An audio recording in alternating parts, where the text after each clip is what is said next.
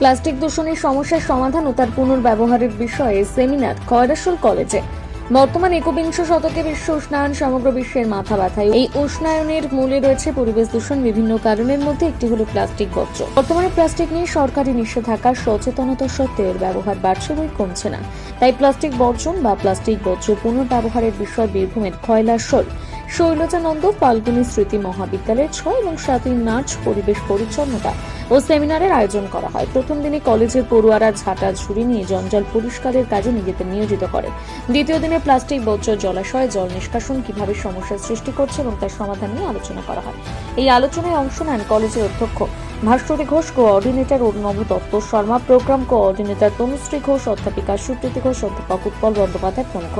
তবে আজ মুখ্য আলোচক হিসেবে দুর্গাপুর MER রিসার্চ ইনস্টিটিউটের প্রাক্তন মুখ্য বিজ্ঞানী ডক্টর বিশ্বজিৎ রুস। তিনি এ বিষয়ে প্রজেক্টরের মাধ্যমে বিশদ ভালো আলোচনা করেন এবং সমস্যা সমাধানের বার্তা দেন।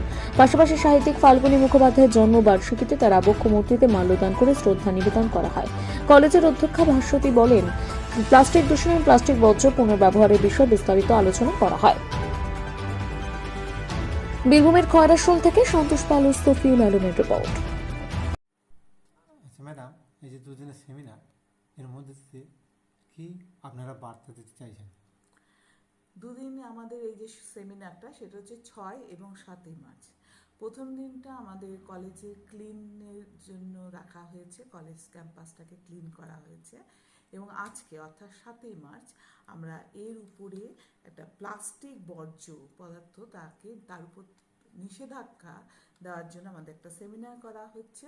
সেটা হচ্ছে West to wealth with a special reference to plastic waste. কারণ এই যে প্লাস্টিকটা আমরা নিত্য নতুনই ব্যবহার করে থাকি দৈনন্দিন জীবনে। ধরুন রাস্তাঘাটে যখনই যাচ্ছি, একটা কিছু কিনতে গেলে সেখানে প্লাস্টিক ব্যাগ নিচ্ছি, প্লাস্টিক ব্যাগে কিছু নিয়ে নিচ্ছি। আমরা কোনো কিছু প্যাকিং করার সময়ও প্লাস্টিককে ব্যবহার করে থাকি। এছাড়া নানা রকম প্লাস্টিকের জলের বোতল ব্যবহার করছি। এইটা যে আমাদের সমাজের ক্ষেত্রে কতটা ক্ষতিকারক এবং এইটার যে একটা মানে দূষণ একটা সারা জায়গায় সমাজের মধ্যে বাষ্পীভূত হচ্ছে, সেটা কিন্তু আমাদের সমাজের ক্ষেত্রে খুবই ক্ষতিকর।